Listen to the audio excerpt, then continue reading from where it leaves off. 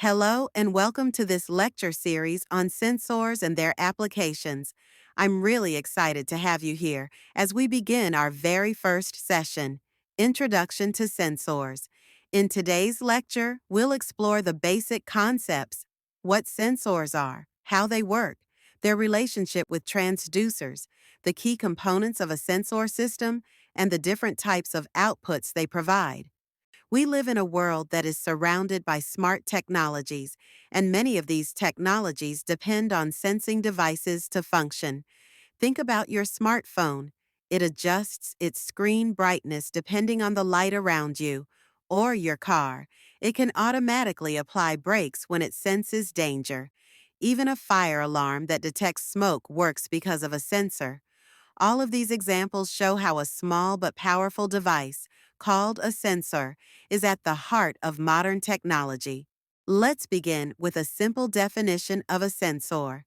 A sensor is a device that detects changes in the physical environment, like temperature, pressure, light, or sound, and then converts those changes into signals.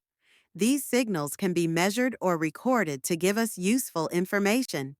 Most of the time, the signal is electrical, but it doesn't always have to be.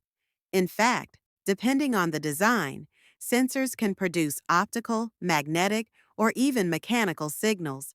So, in short, a sensor acts as a bridge between the real world and a measurement system, allowing us to monitor, control, and automate processes.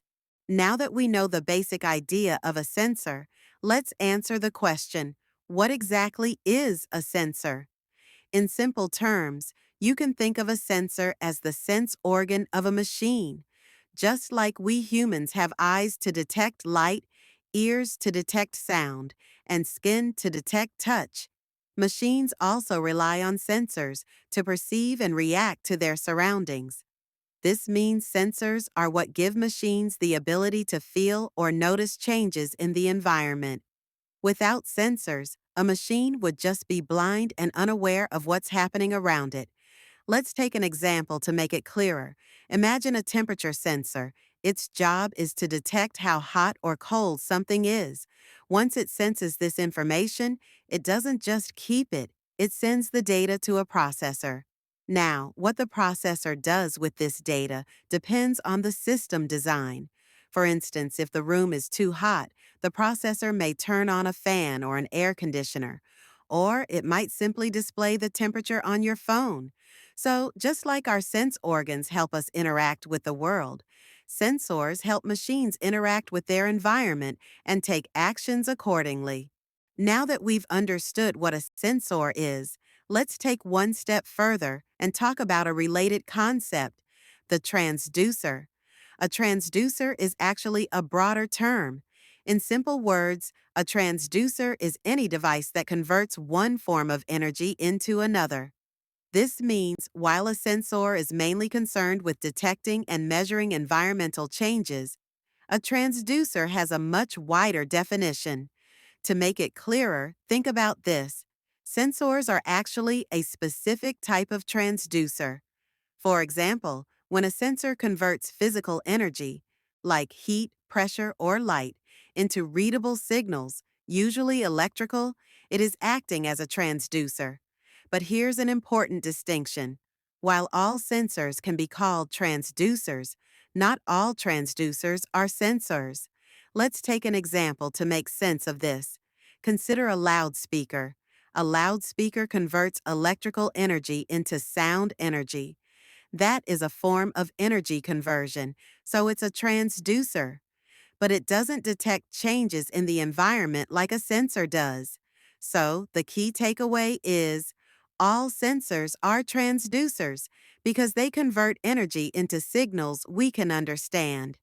But not every transducer is a sensor because some, like loudspeakers, just convert energy without sensing the environment. A sensor system is a sophisticated setup that involves several key components working together to detect, process, and respond to environmental changes. Let's break down these components to understand how they function. The first component is the sensing element, which is the heart of the sensor. This part directly interacts with the environment and physically reacts to changes. For example, in a temperature sensor like a thermistor, the sensing element reacts to temperature changes by altering its resistance. As the temperature increases or decreases, the resistance of the thermistor changes, providing a measurable response that indicates the temperature variation. Next, we have the signal converter or transduction element. Once the sensing element detects a change, it generates a signal, but this signal needs to be transformed into something usable.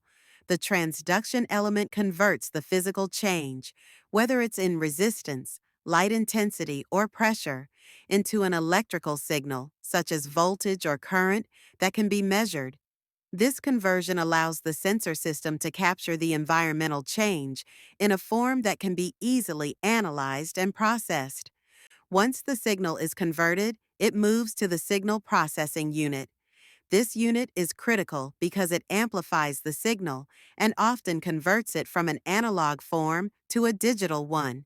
In many sensors, the raw signal may be weak or in a format that's not suitable for further processing.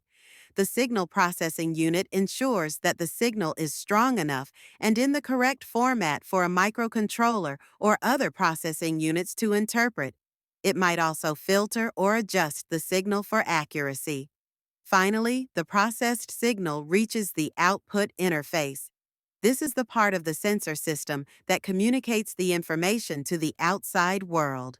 The output interface can send the processed data to a display, trigger a controller to perform an action, or even store the data for future analysis. For example, the output might trigger an alarm when a sensor detects a dangerous temperature, or it could activate a motor in an automated system based on the input from the sensor.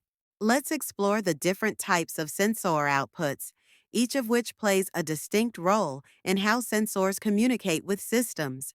First, we have analog sensors. These sensors produce a continuous signal that varies smoothly over a range. For example, a light sensor might produce a varying voltage depending on the brightness of the light it detects. This type of output allows for more precise and gradual changes in measurement. Next, there are digital sensors. These sensors give a binary signal, usually either on or off. A common example is a motion detector, which tells the system whether motion has been detected or not. Digital sensors are straightforward and ideal for situations where you only need to know if a specific condition is met. Finally, we have other outputs. Some sensors send signals in the form of frequency, such as with a vibrating device, or pulse width, which refers to the duration of a signal.